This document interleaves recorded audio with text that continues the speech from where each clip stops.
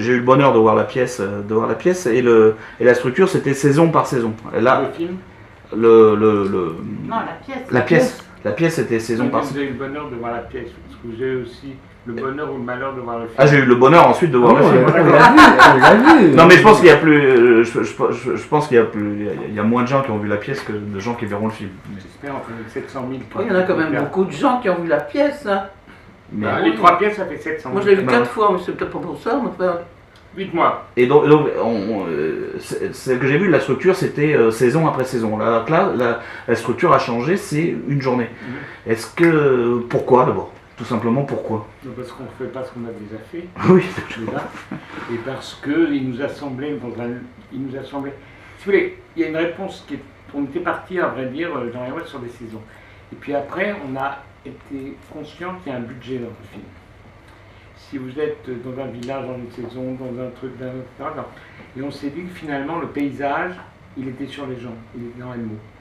Il était sur ces échanges, sur ce lieu. C'est pour ça que j'ai tourné un scope et que ça bouge tout le temps. Et qu'on s'est dit que c'était plus, vu la difficulté qu'on avait à monter le film, c'était plus raisonnable de partir dans quelque chose, et en même temps plus pur, de rester dans un lieu fixe avec des gens qui amèneraient la diversité plutôt que partir dans une diversité de décors. Oui, c'est-à-dire que moi j'ai eu la sensation, Laurent, que si on a 4 bistrots, que dans le deuxième, on cherche les potes qu'on avait dans le premier. On connaît les bistrots. Et le troisième, on cherche qui était dans le deuxième, et finalement, on veut être avec les mêmes. Donc les mêmes, restons avec les mêmes clients, nos mêmes potes, au même endroit. On ne va pas se disperser, c'était ça. Oui, vous parliez de difficultés pour le film. Est-ce qu'il y a eu pour la... Vous parlez de budget aussi. Est-ce que pour le montage financier du film, le budget, est-ce que pour le montage financier du film, puisqu'il y a de la télévision, je crois qu'il y a France 3, je crois qu'il y a Canal+ également, est-ce qu'il y a eu des réticences ou des remarques de la part des financeurs au niveau du contenu On ne parle pas de Boudinot à France 3 et de Michel Saint-Jean, le distributeur. Il n'y a pas là, c'est les deux seuls qui ont dit oui. Les autres, Canal+, c'est l'an dernier. Canal+, on a rencontré un nombre de mecs qui sortaient des écoles de commerce. J'avais l'impression de partir à des gens qui avaient un garage Volkswagen, vous voyez, qui me disaient on a mis les mains dans le cambouis, oui, on a déjà ouvert le moteur, ça marche pas. Moi, ce que je trouve insensé, si vous voulez, vraiment, je dis ça parce que il a vendu 1 800 000 livres. Le théâtre, ça a été 150 villes, des années dedans. Donc, je ne dis pas que c'est grâce à nous, je dis simplement qu'il y avait une vraie demande et une vraie empathie avec ces spectacles et ces livres où il n'y avait pas Robert De Niro qui jouait dedans. C'était vraiment parce que tout d'un coup, ce langage-là parlait aux gens. Ce langage, c'est un langage de survie, un langage de gens qui sont pas très en forme dans la société, qui trouvent un endroit où ils peuvent revivre, où ils peuvent parler, où ils peuvent s'exprimer. Et ça touche beaucoup de gens. Moi, j'ai été sidéré, parce que j'ai fait un nombre de rendez-vous où je me disais, mais j'ai l'impression de parler à un poteau électrique. C'était incroyable. Alors qu'il y avait, je ne dis pas que c'est pas parce qu'il y a tout ça qu'on est sidéré, mais il n'y a plus cette espèce de sensation où vous aviez des producteurs, je peux vous en citer 50, Rassam, Berry, de Scrum Planté, où il y avait une excitation pour le risque artistique. Terminé. Maintenant, il faut amener un produit fait avec, je ne dirais pas les acteurs que vous connaissez, ni les campings dans lesquels il faut filmer. Donc voilà. Et là, on ne l'avait pas. Et on a fini avec Dominique et moi, notre produit de film, Dominique Bessler, on a fini par y arriver grâce à Boudinot qui nous a dit oui, grâce à Marc de la Charrière qui nous a un peu aidé, et grâce à Michel Saint-Jean. Après, Canal est venu dans un tout petit truc, au 4e passage, mais si vous voulez, et aussi grâce aux comédiens qui ont tous été payés pareil, qui ont joué le jeu. À propos de ça, justement, de comédiens qui sont payés pareil, moi j'ai toujours avec vous le sentiment de la troupe, comme était Molière et tout ça. Molière en mieux. Oh, En vivant. C'est mieux parce qu'il est vivant et qu'il est pour lui. Mais il y a une notion de troupe, c'est très important pour vous. Oui, essentiel. Tous les acteurs qui sont là, c'est tous des amis. Je travaille tous avec eux. Il n'y a pas un avec qui j'ai pas travaillé. Même Génie. Il y a longtemps. Il y a longtemps. Oui. C'est des gens que j'aime beaucoup. Moi, je suis très épaté par les acteurs. Les acteurs sont des gens, c'est toujours quand vous écrivez une pièce, précipitez-vous pour trouver des grands acteurs qui qui vont augmenter le talent de votre pièce par le leur. Parce que Molière, puisqu'on parle de Molière mal joué, ça devient pas terrible. Ça devient Donc, un les film. acteurs, vous avez une actrice formidable qui est là, grâce à elle. Elle croit que Goriot, elle fait croire que Goriot a du talent, et moi aussi. Et c'est elle, ouais. Puis Molière a une petite idée de quoi ça ressemble. Avec Jérôme, vous aviez. J'en ai fait plusieurs des Molières. Ouais, j'ai lu.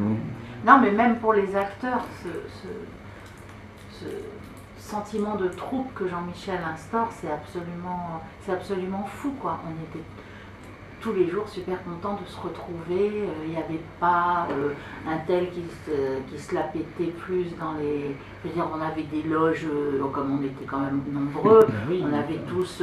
on partageait nos loges. C'est hyper important.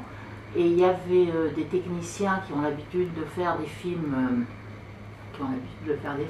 qui étaient hyper heureux parce qu'ils disaient mais c'est formidable, quoi.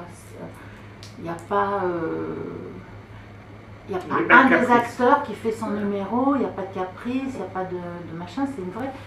C'est comme au théâtre, c'est une vraie troupe, quoi, autour de ce projet que Jean-Michel dirigeait comme un chef d'orchestre.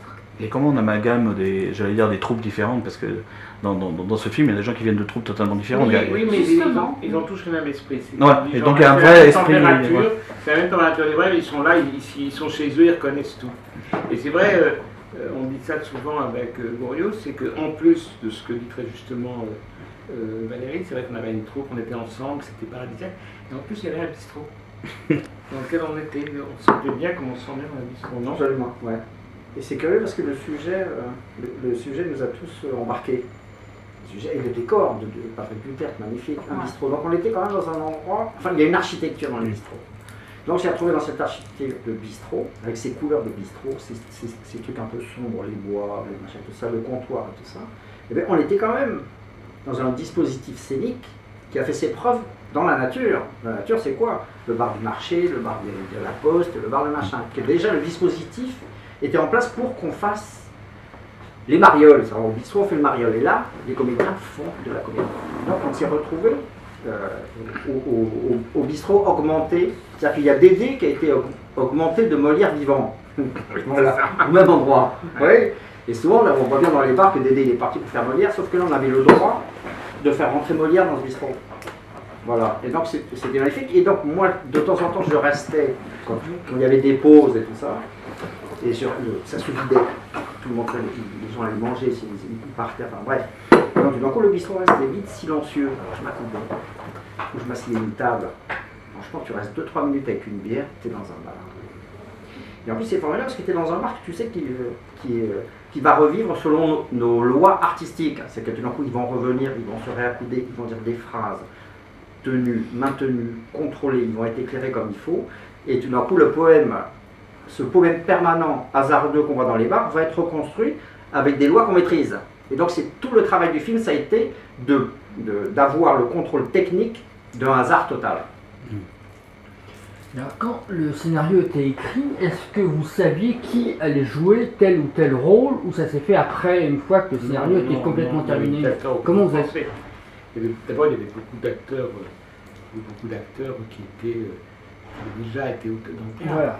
Mais on a très vite, quand j'ai su Valérie, on a très vite pensé au couple Valérie-Yolande, Bénureau, le patron la Tourain, Chantal la patronne, Gamelon, le mec des pompes funèbres, on a Génie. Oui. Mais dans le mec des pompes funèbres, oui. Oui, il y a presque un truc obligatoire, c'est que quand on pense à Do, tout de suite on dit il faudrait Ré. Et après peut-être Mi, et puis tiens Fa et Sol. C'est un peu comme ça.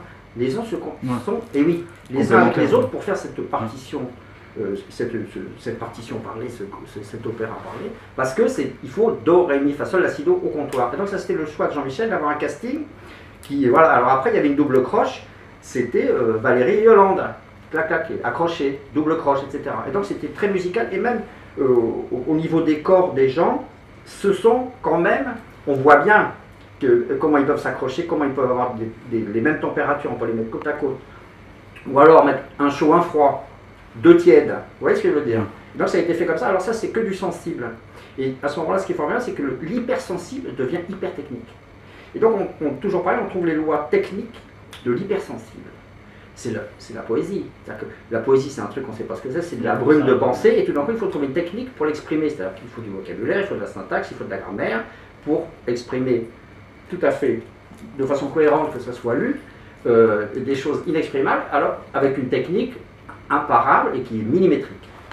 À propos de millimétrique, le danger depuis le début, la trouille que j'ai à chaque fois, c'est que quand on connaît le livre où c'est une série de phrases et tout ça, comment on construit un patchwork et justement dépasser le patchwork pour que ça devienne une histoire. Mais c'est pas tellement un patchwork, c'est-à-dire que très vite, enfin moi ça m'a fait ça quand il m'a apporté les premières brèves, très vite on sent la personne derrière.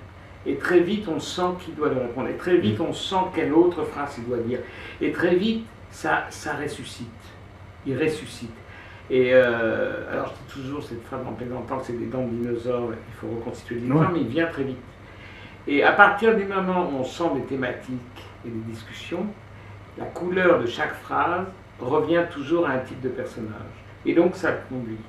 Et si vous voulez, c'est aussi cette manière de parler qu'on dit incohérente et qui ne l'est pas, qui est une façon de parler sans s'écouter, mais on parle. J'ai été ramené, j'ai été pêcher, tu sais que j'ai été pêcher des moules sur la plage. Tiens, j'ai acheté des bottes en caoutchouc.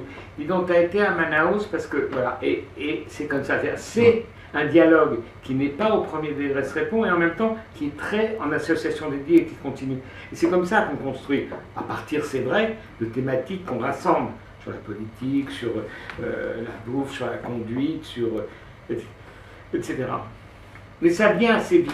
Après, le vrai problème, après, c'est quand on a le tout, c'est comment musicaliser, c'est comme un flipper, comment on doit redonner de l'énergie avec un truc qui casse, avec un truc qui ralentit, avec un truc qui repart, avec un incident, avec un type qui vient gueuler, avec un type qui vient donner un coup de cymbale, avec un autre qui fait de la flûte, etc. Après, c'est vraiment une histoire de partition. Et on voit bien dans les bistrots, c'est que le scénario, c'est l'énergie. Du matin au soir, c'est l'énergie. On voit bien qu'un bistrot qui est un bistrot de marché a une énergie qui est donnée par la lumière des légumes, la lumière du marché, le vent, les poissons qui brillent à l'étal et tout ça. Et donc cette énergie-là, on passe devant, on s'en charge. Et au bistrot, quand on fait un sourire à son pote, c'est déjà chargé des éclats sur les poissons, de la couleur des tomates, du visage de la marchande et du bordel. C'est-à-dire que c'est que de l'énergie. Donc on voit bien que la mise en scène, le scénario de ça, c'est de faire monter ou descendre la vie à l'intérieur des gens. L'énergie à l'intérieur des gens. Et quoi qu'ils disent... L'arrière des gens. Oui. Ouais. Toi tu dis l'arrière, l'arrière de l'intérieur. Non mais c'est ça, c'est comment, dans la moindre, quelqu'un qui dit j'ai faim, soit c'est tout bidon, soit c'est chargé d'une énergie incroyable, de la niaque, de la faim. C'est l'énergie interne, et que l'autre qui dit qu'il a faim, il a faim de quoi? Il a faim de biscottes, de machin, il a faim d'amour, il a faim de quoi? Il a faim. Donc une faim philosophique, et donc c'est l'énergie que vous mettez dans le personnage qui transforme le mot j'ai faim en j'ai pas faim d'un bout de viande, j'ai faim d'un bout d'amour. Voilà. C'est l'énergie.